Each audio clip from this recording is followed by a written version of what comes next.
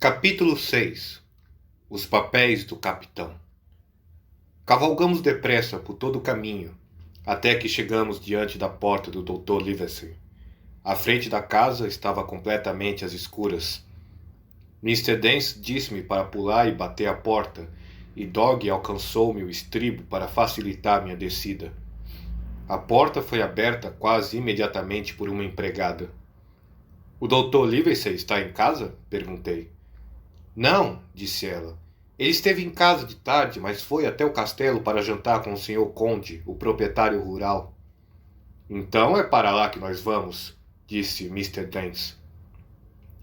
Desta vez, como a distância era curta, eu nem montei, mas corri, segurado a correia do estribo de Dog, até o portão da guarita de entrada, e depois ao longo da avenida, onde as árvores sem folha deixavam passar o luar, até que a linha branca dos edifícios da mansão surgiu de ambos os lados dos grandes jardins antigos. Ali, Mr. Dance desmontou e, levando-me consigo, foi admitido na residência, após uma palavra à porta. O criado nos levou por um corredor atapetado e finalmente nos introduziu em uma grande biblioteca, cujas paredes estavam recobertas de estantes, com bustos colocados sobre elas, onde o conde e o Dr. Livesey, de cachimbo na mão, estavam de ambos os lados de um fogo brilhante. Eu nunca tinha visto o conde tão de perto. Ele era um homem alto, com mais de 1,80 m de altura e de ombros proporcionalmente largos, e tinha um rosto franco e de expressão firme, endurecido, avermelhado e enrugado por suas longas viagens. Suas sobrancelhas eram muito negras e moviam-se facilmente, o que lhe dava o aspecto de uma pessoa de temperamento forte, não má realmente, porém pronta a encolerizar-se. "Entre, Mr. Dance", disse ele, muito digno e condescendente. "Boa noite, Dance", disse o doutor, cumprimentando-o com a cabeça. "E boa noite para você também, meu amigo Jim. E que bons ventos os trazem aqui." O supervisor ficou de pé diante deles, muito empertigado, e contou-lhes a história, tal como se recitasse uma lição, e você deveria ter visto como os dois cavalheiros se inclinaram para a frente e depois olharam um para o outro, e até se esqueceram de fumar, em sua surpresa e interesse. Quando eles souberam da maneira que minha mãe tinha voltado para a estalagem, o Dr. Livesey deu um forte tapa na coxa, e o conde gritou "Bravo!" e quebrou sem querer o seu longo cachimbo contra a grade da lareira. Muito antes que a narrativa tivesse terminado, Mr. Trelawney, este, como vocês devem recordar, era o nome do conde, levantou-se de sua poltrona e começou a caminhar em longas passadas pela sala. E o doutor, como se fosse para escutar melhor, tirou sua peruca empoada e ficou sentado ali, parecendo muito estranho, com seus cabelos pretos cortados rentes. Finalmente, Mr. Dance completou sua história. "Mr. Dance", disse o conde, "você agiu de uma maneira muito nobre. E quanto ao fato de ter atropelado aquele bandido atroz e maligno, eu o considero, senhor, como um ato virtuoso, tal como esmagar uma barata. Esse rapaz, Hanks, é bem valente, eu percebo. Hanks, quer tocar aquela campainha? Mr. Dance deve estar precisando de um pouco de cerveja." "Quer dizer então, Jim", disse o doutor, "que você tem a coisa que eles estavam procurando, não tem?" "Aqui está, senhor", disse eu, e entreguei-lhe o pacote de oleado. O doutor examinou-o de todos os lados, como se seus dedos estivessem comichando para abri-lo, mas em vez disso, colocou-o tranquilamente no bolso de seu casaco. "Senhor Conde", disse ele, "quando Dance tiver tomado sua cerveja, ele deve naturalmente sair para executar o serviço de Sua Majestade, mas eu gostaria que Jim Hanks ficasse por aqui para dormir em minha casa. E com sua permissão, proponho mandar buscar o pastelão frio para que ele possa jantar." "Como quiser, Livesey", disse o conde. "Hanks merece muito mais que um pastelão frio." Assim foi trazido um grande pastelão de pombo e disposto em uma mesinha lateral, onde jantei muito bem, porque eu estava faminto como um gavião, enquanto Mr. Dance recebia novos elogios e finalmente era dispensado. "E agora, conde", disse o doutor. "E agora, Livesey", disse o conde ao mesmo tempo. Um de cada vez, um de cada vez, riu-se o Dr. Livesey. Você já ouviu falar desse Flint, suponho eu? Ouvi falar? Exclamou o conde. Ouvi falar dele, diz você? Ele foi o bucaneiro mais sedento de sangue que já navegou por esses mares. Barba Negra era uma criança comparado com Flint. Os espanhóis tinham um medo tão prodigioso dele que, eu lhe digo, senhor, às vezes eu até me orgulhava de que ele fosse inglês. Eu vi o alto de suas velas com meus próprios olhos, perto de Trindade, e aquele transportador de rum covarde com que eu navegava retornou e foi esconder-se. Fugiu, senhor, e foi esconder-se em Port of Spain. Bem, eu ouvi falar dele aqui mesmo, na Inglaterra, disse o doutor. Mas a questão é a seguinte, ele tinha dinheiro? Dinheiro? Exclamou o conde. Mas você não conhece a história? O que mais queriam esses vilões, se não dinheiro? Por que mais eles se interessavam, se não fosse por dinheiro? Por que outra razão eles iriam arriscar suas carcaças de patifes, se não por dinheiro? Isso nós vamos saber logo, replicou o doutor. Mas você tem uma cabeça tão esquentada e grita tanto que eu não posso dizer uma palavra. O que eu quero saber é o seguinte. Suponhamos que eu tenha aqui em meu bolso alguma pista do lugar em que Flint escondeu seu tesouro. Será que esse tesouro representa uma grande quantia? Quantia, senhor? Gritou o conde. Vou lhe dizer a respeito de uma quantia. Se eu dispusesse da pista de que você fala, aprestaria um navio na doca de Bristol e levaria você e Hanks comigo a fim de achar esse tesouro, nem que tivesse que passar um ano procurando. Muito bem, disse o doutor. Então agora, desde que Jim concorde, vamos abrir o pacote. E colocou diante dele sobre a mesa. O pacote havia sido costurado e o doutor teve que ir buscar sua maleta de instrumentos e cortar os pontos com uma tesoura cirúrgica. Ele continha duas coisas, um livro e um papel selado. Primeiro vamos tentar o livro, disse o doutor. Tanto o conde como eu estávamos olhando por cima de seus ombros enquanto ele abria, porque o Dr. Livesey tinha tido a gentileza de me chamar com um gesto para que eu deixasse a mesa lateral em que havia comido e me aproximasse, a fim de gozar da alegria da busca. Na primeira página havia somente umas garatujas, como se um homem com uma pena de ganso em sua mão estivesse rabiscando ou praticando o uso do instrumento. Havia algumas frases. Uma era a mesma que se achava na tatuagem, o desejo de Billy Bones.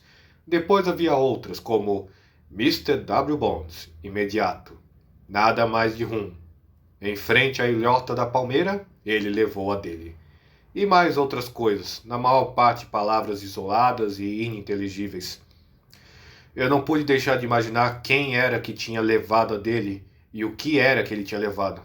Provavelmente uma facada nas costas. Não podemos aprender muita coisa por aqui, disse o Dr. Livesey, e passou adiante.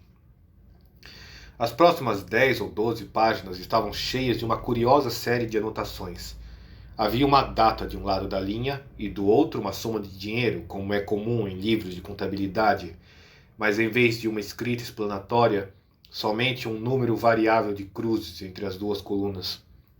A 12 de junho de 1745, por exemplo, claramente ficara devida uma soma de 70 libras a alguém, mas não havia nada mais que 6 cruzes para explicar a causa. Em alguns lugares, é claro, era acrescentado o nome de um lugar, como ao largo de Caracas, ou uma mera anotação de latitude e longitude, como 62, 17, 20 ou 10, 2, 40. O registro durava por quase 20 anos, a quantia das anotações separadas ficando mais alta à medida que o tempo passava, e no final um grande total tinha sido calculado depois de 5 ou 6 adições erradas. E essas palavras tinham sido acrescentadas. Bones, sua parte. Eu não consigo entender nada disso, falou o Dr. Livesey. Para mim a coisa está tão clara como o sol ao meio-dia, exclamou o conde. Este é o livro de contabilidade desse cão de coração negro. Essas cruzes representam o nome dos navios que afundaram ou das cidades que saquearam.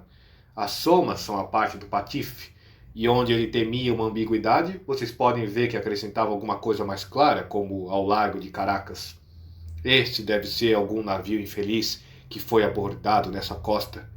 Deus tenha piedade das pobres almas que o tripulavam, Foram para os corais há muito tempo.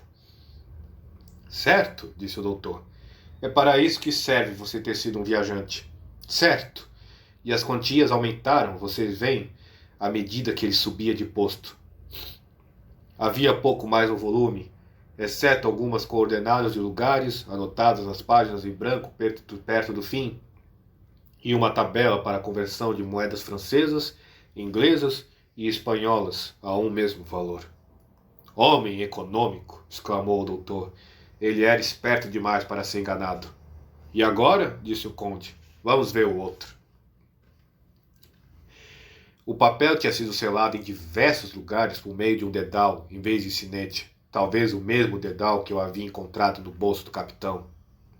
O doutor abriu o lacre com muito cuidado, e de dentro caiu o mapa de uma ilha, com latitude e longitude, sondagens de profundidade, nomes de colinas, baías e angras e cada particular que pudesse ser necessário para levar um barco a uma ancoragem segura em suas praias.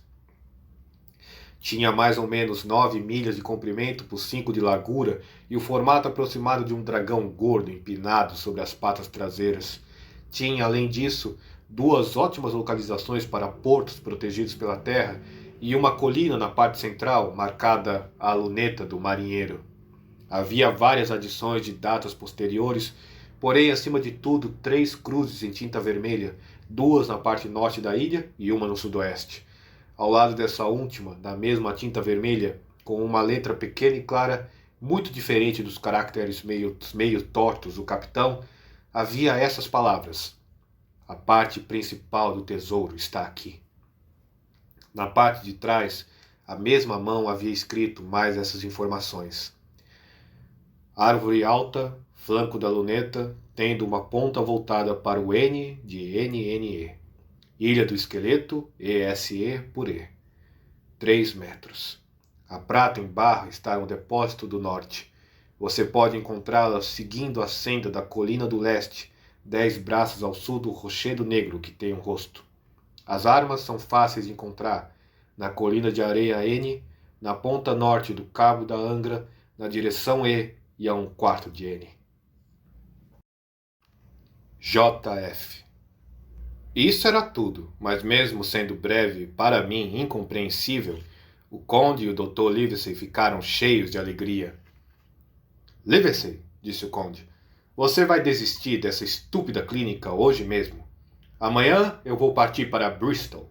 Em um prazo de 3 semanas. Que 3 semanas? 2 semanas? 10 dias. Nós disporemos do melhor barco, senhor. Do melhor barco e da tripulação mais bem escolhida da Inglaterra. Hanks virá conosco, como grumete. Você será um excelente grumete, Hanks. Você, Livesey, será o médico de bordo.